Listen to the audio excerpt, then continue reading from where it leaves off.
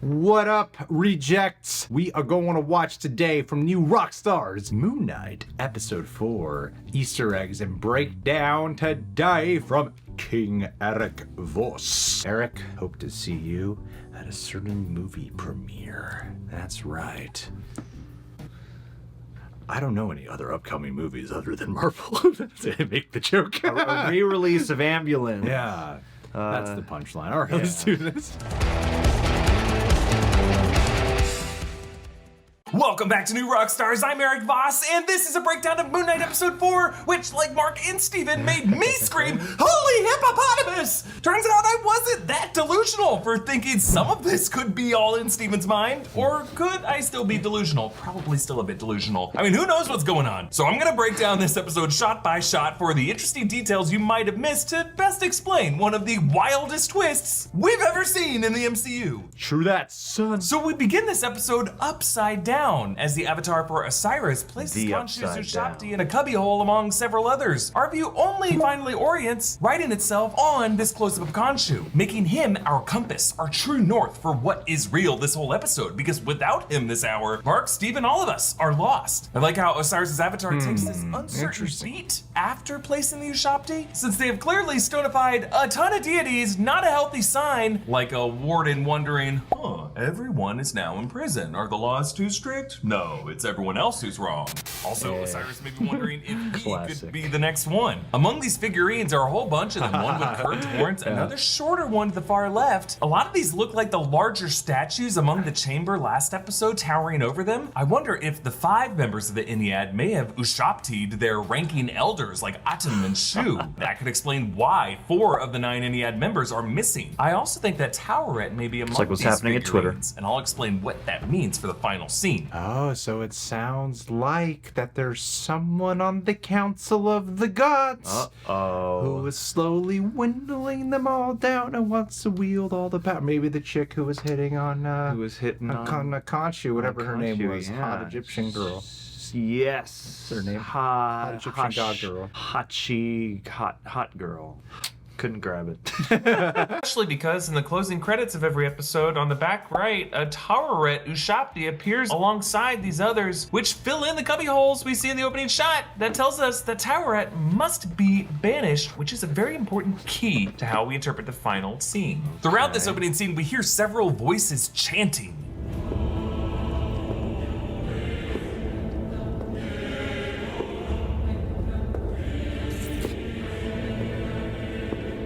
As if these trapped gods and the statues are all haunting Osiris, demanding to be freed. Then out in the desert, a scarab crawls up a mound and flies off. Now the scarab was of course the compass that was used to find Amit's Ushabti. And now even this scarab compass is like, peace out, you mortals suck. Now by the way, the hieroglyphics on that scarab were translated to the phrase, O Khepri, amid his boats, primeval one, whose corporeality is infinity, may you rescue Osiris, Amenhotep, true of voice. Khepri being the sun deity. I know what that means. Absolutely, which Egyptians associated with the way it rolled its dung across the sand with the way Khepri rolled the sun across the sky. Now remember last episode, Steven joined Khonshu in casting that illusion to make the heavens look like they did 2,000 years prior. And when that happened, a little detail I liked, Steven's Mr. Knight mask wilted away, matching Khonshu's dissipation. Just a cool way of showing how Steven was losing a part of himself as well, no longer having the armor and the healing properties that really would have come in handy when Arthur shot him twice in the chest. But a detail that I loved here, whereas past episodes, the crescent moon always shined to reflect Khonshu being at its most powerful, now notice how the moon is in its waxing gibbous phase, the exact opposite of the waning crescent in the lunar cycle, which is a cool way of showing what a Khonshu's great detail. Totally weakened state now. Actually, by the way, in the credits of every episode of the season, on the written by title card, it reflects the way the phases of the moon shift episode after episode from waxing crescent to the first quarter to now in this episode,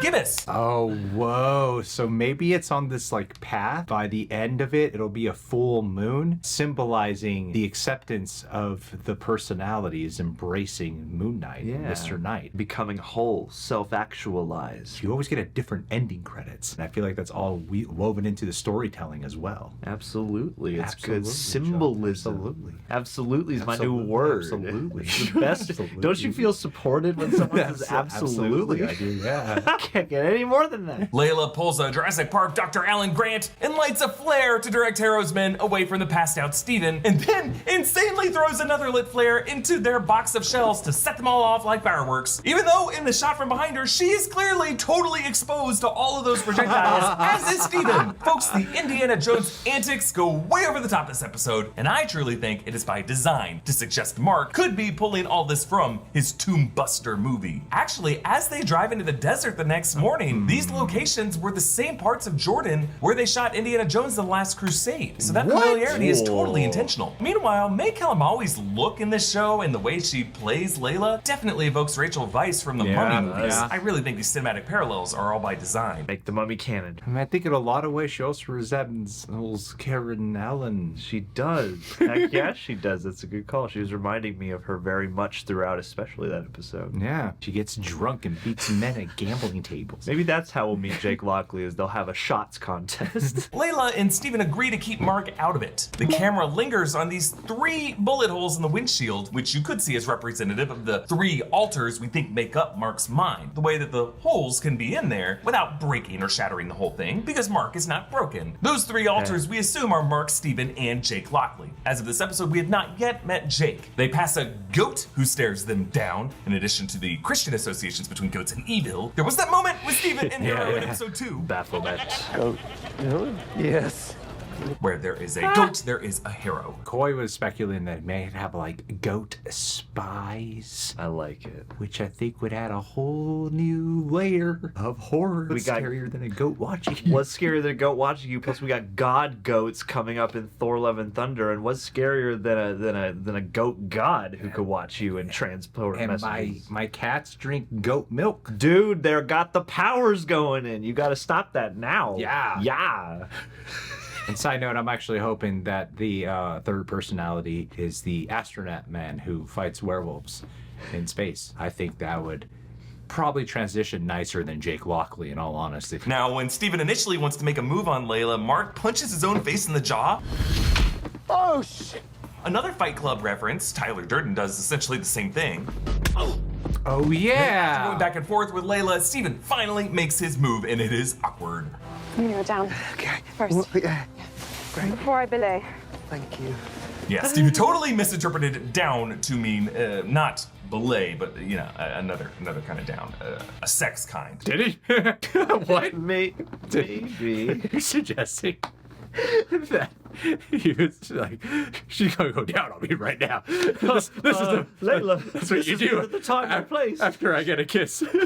After she first kiss, they immediately just go down. Go straight to third or fourth or whichever base that is. Yeah, No matter where you are, that's just the protocol. Steven geeks out at the statues down there. They just like stand and guard for centuries. Right? Look, I can't even. So if they just sprang to life right now and asked me a riddle for passage, I'd be thrilled.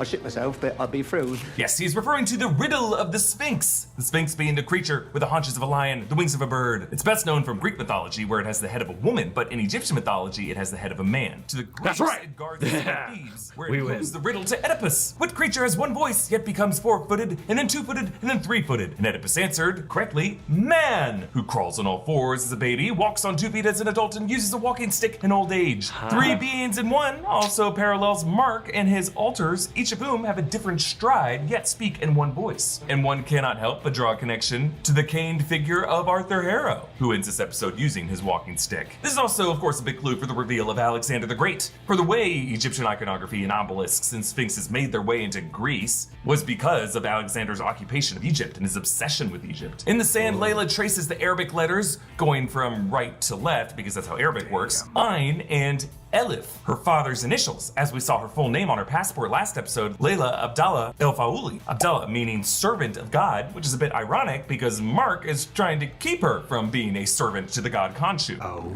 man, if there are fools out there who get mad at the movie Thor: Love and Thunder when they see Jane Foster and are like, woke My childhood is ruined because women now. Can you imagine if Moon Knight Season 2, it's Layla who's Moon Knight? That's right, man. She's a Mary Sue. She just got all these god powers out of nowhere. Now she's kicking ass. Not my Moon Knight. Do it! Do it, cowards. While exploring the tunnels, Layla says, It's a maze. It's amazing. No, like there are 6 paths. Yeah, 6. Of course, since this episode ends by suggesting much of this could have been all in Marc's mind, it's worth noting that the concept of a maze has often been considered a symbol of the subconscious mind, back to Greek mythology, the labyrinth, and then manifesting in contemporary media like Stanley Kubrick's The Shining, Westworld, and the amazing series Severance. Watch that show, it's so good. This maze heard that, represents Marc's mind, perhaps the 6 paths representing as many as 6 altars stored inside. But Stephen traces out the structure to show how this is modeled on the Eye of Horus and its 6 parts. Such a good citing drawing. The symbol that some historians interpret to represent the 6 senses of thought, sight, hearing, smell, and taste. According to mythology, Horus's right eye was the sun and the left eye, the moon. And this is his left eye here. So the moon is always present in this show. But in the mythology, there was a fight between Horus and his brother Set, and Set tore out the eye, and the eye is later healed and restored either by Tot or by Hathor, whom we met last episode, which is why the symbol now represents. That's her name. There we go. We gotta Just remember like when now. Stephen She's clears the the bad sand one. to trace this, his flashlight now reflects off of the metallic surface beneath to form the Eye of Horus on the ceiling above them, as if either Horus or Hathor could be watching over their deeds here, or this represents the moon that Khonshu is watching all of this. Then they come across this mummification chamber used by these undead priests who are buried alongside the pharaoh. On the upper level, Marc finds some stuff that he says was used in regeneration rituals, which all just leads to this gore fest in the middle of the episode where the priest extracts organs from Harrow's man and tries to do it to Marc and Layla. Who knows why he's doing this? Layla comes across this gaping pit, reminding us of the chasm that Indiana Jones has to make the leap of faith across. Oh, in the last yeah. scene, as she That's what I bit of said. music You did it. You got the see ref. Her faith and her love for Marc, despite the bad stuff he was involved with. She has to fend off this priest monster by ripping off his arm and then shoving a flare in his face. She loves her flares. 40 pieces of flare on this one. Now, this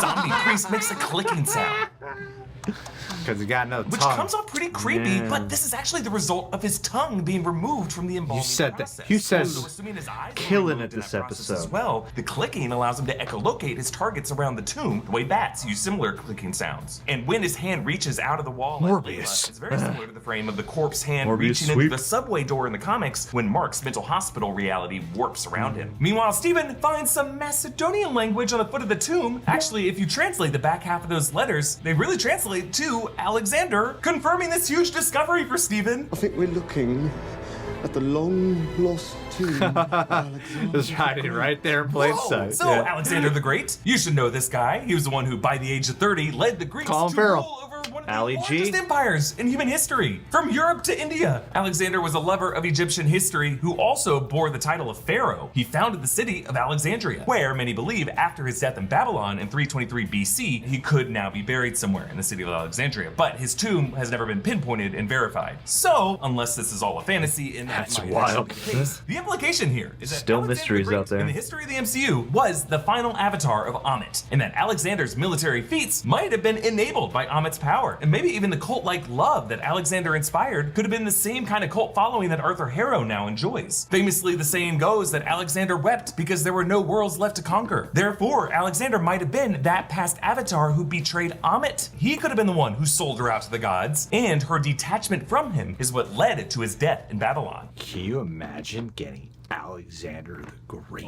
in this show in even any capacity? Dude. Really messing with like historical fiction? I want it. Get Colin Farrell to come in, you know, and be Alexander, and then have him meet Thena and have a whole weird multiversal conversation about the Eternals and why she looks just like his mom. Who else is in that movie? Just Jeremy Irons in it. I don't know. Alfred. I think there was an elephant at one point. Yeah. Oh, hey, and there are elephants in Wakanda, right? Or are those rhinos that they're riding? rye horns. Pretty sure those are ostriches. Yes, that's right. Of course. After which point the Ennead said, Amit, you have helped out humanity way too much. No one should have conquered that much turf. You a statue. And then had someone stuff that statue in his mouth. You wanted her to be her voice? Eat her! Eat her! I like how Layla wanna go down Alexander's on- chest is a scarab necklace with its wings open, evoking Harrow's scarab compass that he uses to find her, X marking the spot for Amit Sushapti, which is buried deep in Alexander's gullet. Alexander's axe that he's holding might have actually been the one he famously used to cut the Gordian knot. But Harrow reveals to Layla that Marc was among the mercenaries who killed her father, and she confronts him. Talking to you. I'm talking to you, Marc!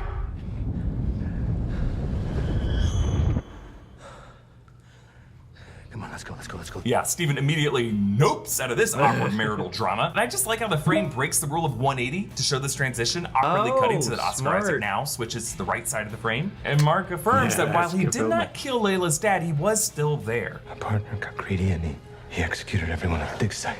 He shot me too. I was supposed to die that night. I'm assuming this partner was Frenchie Decamp, whose name appeared on Marc's flip phone. Promo footage has shown the moment Marc first got possessed by Khonshu. I assume next episode or episode 6 will show us what this backstory was. Well, at least in the comic that this one's mainly inspired from, it wasn't Frenchie, right? No. Who got greedy? No. Frenchie was on Mark's side. Yeah. It was Bushman. Bushman. It was the Bushman. It was the Bush World Adventure, Morty! Ironic that they would do a Jurassic Park reference in here when in the comic, the character that Layla is based off of, Marlene, her dad looks like Sam Neill straight out of Jurassic Park. It's like honoring the inspirations of the source material that was inspired by other media altogether. I feel like that's an actual real contribution to one of these pauses. Yes, it is. It is a good contribution to one of these pauses.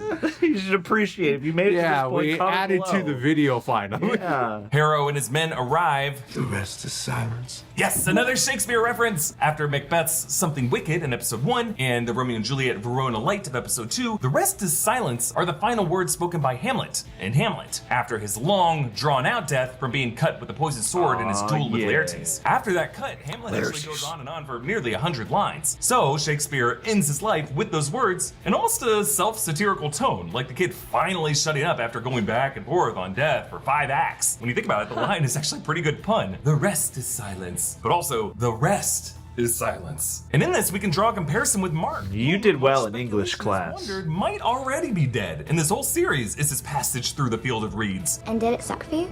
Getting rejected from the field of reeds? I said foreshadowing with that. Did it? Come on. Stevie. Am I? And Harrow is now preparing to lay the final nail in the coffin. Harrow does this by shooting Marc twice in the chest, and Marc slowly falls backward, matching the fall last episode when he blacked out. Similarly, Marc is out of control, not sure what got a form he's signature gonna wake fall. up in, because he passes out from overhead in just inches of water, but when we cut to him from below, we are now several meters deeper than him in that water as he descends into this sunken place, where now you'll notice the bullet holes are gone from his chest, showing how Marc has sunken from his passage of the field of reeds, now more like that sunken boat and poor sarcophagus in the tank, as we saw Marc reflected submerged in that tank in episode 2. And now we find ourselves in this low-budget jungle set of Tomb Buster, a title clearly an Indiana Jones ripoff, even its name a nod to the Tomb Raider franchise. But this scene is totally similar to the opening of Raiders of the Lost Ark, when Indy and Doc Ock found the remains of the previous adventurer. Even the music sting is almost note for note John Williams' Indiana Jones theme. Maybe so.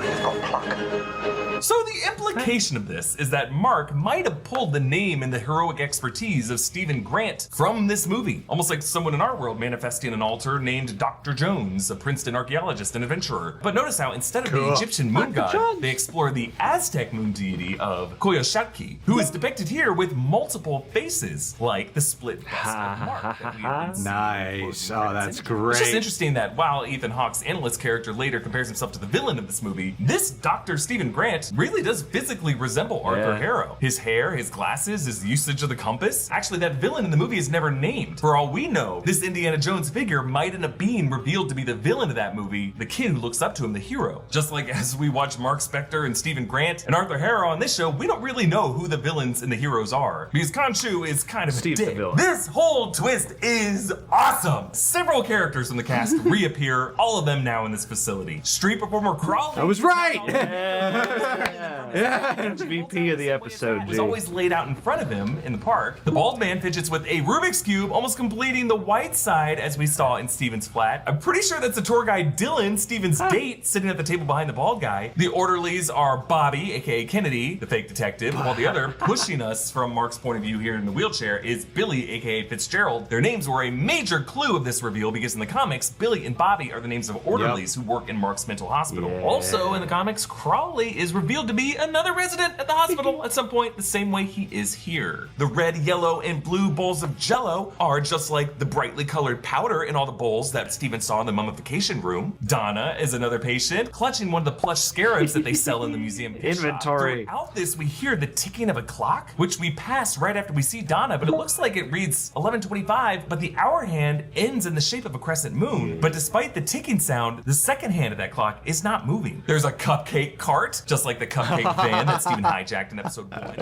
I want it. Hummingbird with Khonshu's skull, evoking both Khonshu, of course, but also the hummingbird we saw in the commune's good nature catch. footage. On the dry erase board are pinned some postcards, like the one Steven thinks he receives from his mum. Here, it is Layla who does it, so maybe the mum he thought he was connecting with was actually Layla. There's a Oedipus. goldfish like Gus on a stack of books, just like Gus's tank, and Steven's flat that is cluttered with books. Layla appears chewing on a Turkish delight, just like the ones that the Forgers shared with her in episode 3. A lot of sweet snacks in this facility. Notice how she has So a wait, little that bandage flashback on her was pinky in finger Steven's head? with a red drawing of a scarab on it. This is a major clue pointing to the possibility that Layla Abdallah El Faouli could be an adaptation of Abdul Faoul, aka the Scarlet Scarab, an Egyptian warrior who led the Sons of the Scarab who fought against the invaders, Cap, Human Torch, Namor, Bucky, Spitfire, and Union Jack. As other titles have done, retconning Flag Smasher as Carly Morgenthau and Laura Barton as Mockingbird, Layla could be reframed as a successor of a lineage of Egyptian protectors. If you thought people were upset about Thor Love and Thunder being like, oh, Jane Foster's Lady Thor. Hi, Thor. What's masculine my Thor? Imagine what happens when they find out a comic book character they didn't even know about is now a woman. Yeah, and now they're gonna have to get used to an origin all dedicated to her. But I do love this setting of the Easter eggs, man. I'm just assume they're just in the other void or over void. Yeah, What's the it called? Overvoid. Overvoid? Yeah. Maybe she could be the Scarlet Scarab and the Khonshu Moon Knight, you know? Very likely. Two sets of powers and make people even happier. But I love how it's more detail-oriented and reflective of the episodes we've saw. Sometimes people reach in these theory and Easter egg videos, but this one seems very accurate. So good job, Ryan Airy. A man behind them gardens, like the gardeners at Harrow's commune. Layla says he won at bingo, holding up his card that shows the following numbers dabbed: B83, I23, N86, G65, G35, O67, and O55. And throughout this, we heard That's Crawley a call out the numbers bingo. B22, G15, T16, O40 something, O73, and N39. Folks, if you've ever played bingo, these numbers make no sense. The B numbers go 1 through 15, I is 16 through 30, N is 31 through 45, G is 46 through 60, and O is 61 through 75. Most of these letters and numbers would not exist in bingo. Also, Crowley clearly said T16, as in Tango 16, and there is no T in bingo. In high school Spanish class, I played a Spanish version of bingo called Tango, where you say, yo, Tango, I have it. Hey, bingo! Then a medicated Mark falls out of his wheelchair. That's probably the first clue this isn't real. There you go. On the exact same side of his face Illusion that he is fell in crumbling. episode 1 when he landed in the Alps, and episode 2 when he leapt out of bed. I love how those two moments set up this reveal here. In his hand is this hooded and caped Moon Knight action figure. Merch. Which, if Moon Knight ain't a really known hero in the MCU at this point, would there be an action figure of him? Also, another weird thing,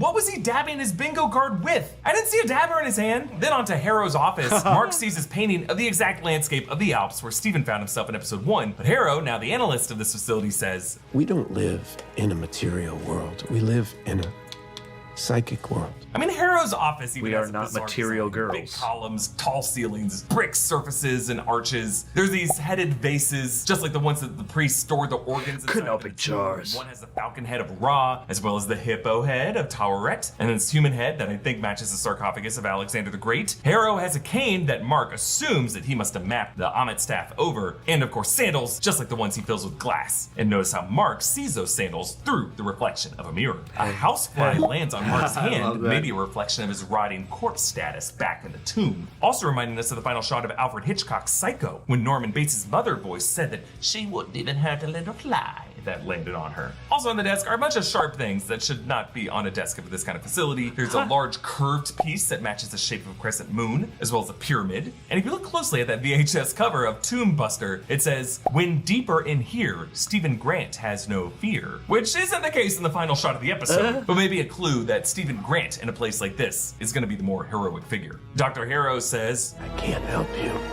if you don't help yourself. which is what Harrow said after shooting Stephen in that tomb.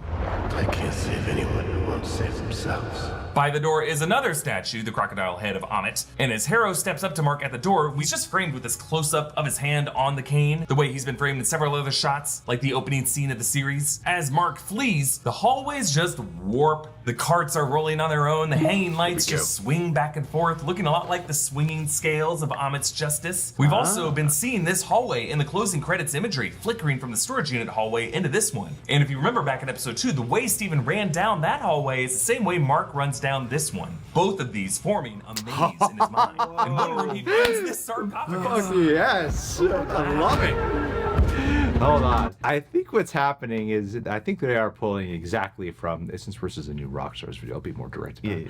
I think they are pulling from the Lemire run like pretty faithfully, beat for beat, yeah. where this is Amet's world, right? Yeah, where exactly. she's disguised. Dr. Emmett, yeah. Yeah, and then it has the orderlies. Like, it's so much from that comic run, and I imagine that that is exactly what we have entered into at this point. Absolutely, and I don't want to get too far off road, but it almost seems like they could play it almost like a Saw movie time twist, where it's like this was what Marc was going through at the times when Stephen was freaking out or in control of the body on the Earth plane or something. Yeah. Like maybe these runs line up down the hallway more than we think they will. And then they're gonna do exactly what they did in the comic, which is gonna get Layla, he's gonna get Crowley, he's gonna try to get out there to get on a ship with Anubis, and You know, it's gonna drift be across ruined. the stars. And the Avengers show up. He finds this sarcophagus.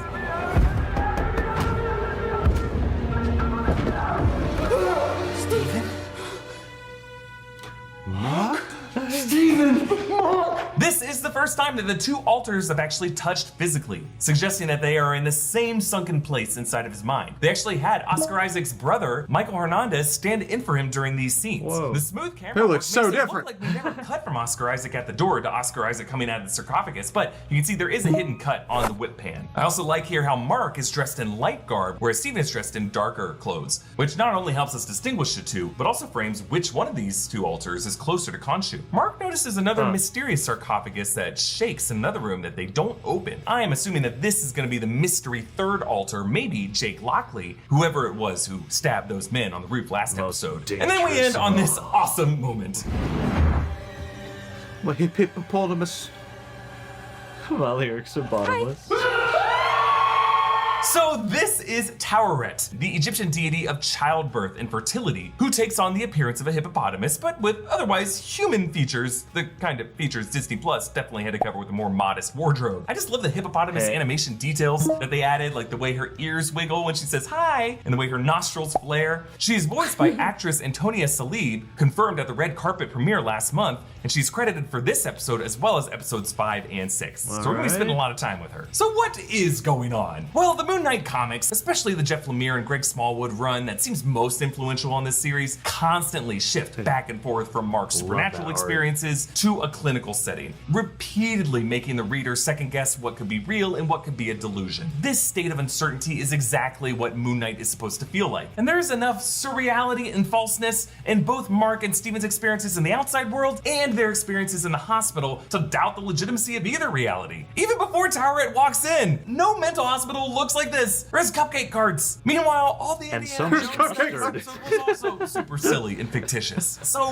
is anything on this show real? Well, I see 3 explanations. First explanation, the past episodes with Steven and Mark in the outside world was all a fantasy constructed by a patient in a mental hospital, a patient who still suffers from delusions while in this hospital. Kind of like how all of St. Elsewhere was in the mind of autistic child Tommy Westfall. The patient who dreamt all this up might be neither Mark nor Steven, who, if you think about it, are both pretty heightened realities, but rather a more grounded figure. The guy in the other sarcophagus, maybe Jake. Explanation 2, everything we have seen happen pre-hospital is real, but now, after he got shot, Mark slipped into a kind of limbo state deep in his subconscious that takes the form of a mental hospital filled with people and images from his life. Like Dorothy Gale after she hit her head and went to Oz, or like Tony Soprano when he had that hallucination after he got shot. But explanation 3, Marc Spector has already been in the process of dying. A long drawn out process like our boy Hamlet. And this whole time, he has been passing through the field of reeds. The brooms were the reeds, folks. All 4 of these episodes, a purgatorial judgment process for a man with DID to reach peace with his altars before the rest is silence. I mean, I don't know, but this third explanation might help us understand what this hospital now is, why it is filled with sarcophagi and towerette. Now, yes, the hindquarters of Amit are that of a hippopotamus. Maybe they're gonna draw a parallel with Amit being 3 in 1, the way Mark is. And here, Amit's altars are depicted as separate people. But again, Towerette is her own deity, the goddess of fertility. I don't see how fertility applies much to what Steven and Mark are going through, but there was a connection in the past, if you remember episode 1, when Steven handled some of those plush Towerettes while doing inventory in the museum. Bring those hippos up here, will you? Yeah, sure. Oh God. Tarwedit. The Hippo Goddess Tarwedit. Which is why I think there could be more to the opening images of this episode. The My wall man. filled with Shopties. Dozens and dozens of gods trapped somewhere. There was that one interesting line from Dr. Harrow where he quoted the villain of Tombbuster. No tree can ascend to the light of heaven if it doesn't descend to the depths of hell. Heaven and hell. Above and below. Khonshu accused the members of the Ennead for hiding in the Overvoid. Now, I think we could be in the MCU's Underworld, a realm that may end up going by many names in the MCU, maybe even has already been introduced in the form of the Ancestral Plane. This is a subjectively psychic dimension where reality manifests itself in the eyes of the beholder. To a DID patient, a mental hospital with Egyptian flair. Because trapped in him with this realm of Mark and his altars and projections of people in his life are the other Egyptian gods that the Ennead banished to the underworld. Amit, Khonshu, and this sexy-ass Towerette. Well, that, I was really absorbed into that and really taking it all in. Yeah. I was like watching a saw twist. Exactly. Oh my God. What's real? What is time? Who is where? Really sucked into that for a solid few minutes. Definitely a toss-up between explanation 2 and explanation 3 for me, because explanation 2 would probably be the easier path to descend down, but explanation 3 seems to thematically represent everything that's been going on much more aptly, so I'm not sure which one it would actually be. I feel like they're both really plausible, and the only differentiator for me is that explanation 2 feels like an easier thing to make work over like a long developing story or whatever, whereas explanation 3 feels like the more finite, this is what this piece wants to speak about kind of thing. And this is what's been happening the whole time versus transitioning into a new kind of show. Yeah, absolutely. Yeah, so it's probably explanation 3. But then would that mean Mark would die in the end? No. He finds a way. That's actually kind of like the Lemire Run 2, in a way, where it's like he really believes he's gonna die. Yeah. But, you know, instead he gets like 10 more personalities made out of hot women and he sleeps with them all. that's the afterlife right there. Just all up here with all the lovely. It's really insulting to mental health, I'm telling you guys. To mental health, to various religions. It's not respectful source material. Blame the comics, not us. No tree can ascend to the heavens without descending to the depths of hell is also a paraphrase of a quote from famous philosopher and psychoanalyst Carl Jung, who said, quote, "No tree, it is said, can grow to heaven unless its roots are in hell." This was Jung's way of saying human enlightenment is impossible unless we recognize our inner demons that collectively haunt us. This being a reflection of this stage in Mark's hero's journey to descend into hell before he can reach true consciousness. And again, since a stone Ushabti of Towerette appears in the credits of every episode, and presumably also in that wall of cubbyholes with all the other stone Ushabtis who have been exiled somewhere, that right there may be proof that we are now in the Duat, the underworld that all exiled gods are trapped in, and Mark's soul is currently with them. Back in episode 2, when Steven was handed a pamphlet to seek help from a mental health facility, this may now be how his subconscious, the subconscious of a DID patient, decorates the Egyptian underworld of the Duat. This show's version of the MCU afterlife, the ancestral plane, Valhalla, wherever the hell Thanos went to. In this case, how this hero takes the plunge into the depths of hell and prepares to fight his way back out of it. And a reminder to check out our merch options at New Rockstars merch. Crazy stuff. Yeah, mind bending. Secret message on it. You can follow me on Instagram and Twitter at EABoss. Follow New Rockstars. Subscribe to New Rockstars for more analysis of everything you love. Thanks for watching, Khonshu. Khonshu. Guys, that was banana sandwich crazy time at the Baskin Robbins. You know what I mean? I love Baskin Everyone Robbins. had like 33 flavors, and they're like, we only offer 31. Mom, there's 2 more flavors here you didn't know about. And why isn't Scott Lang taking my order? Bunch of con artists over at Baskin Robbins tell you holding out on them customers. I got a bone to pick with the CEO of Baskin Robbins. So if you're watching this video, get in touch. Can't wait to see what happens. Can't wait to be wrong by episode 5. Dude, I've never been more right about anything. You were on fire this episode. I got a couple things, but you got a bunch of deep cuts. Dude, I got a bunch I didn't know at all. You did. I still got it right. All right, guys. Well, thanks for being here. Subscribe to New Rockstars. They're all geniuses, great editors, great thumbnailers, great host and writer, Eric Voss. Guys, keep up the great work. Get some shirts from them. See you guys soon. Peace.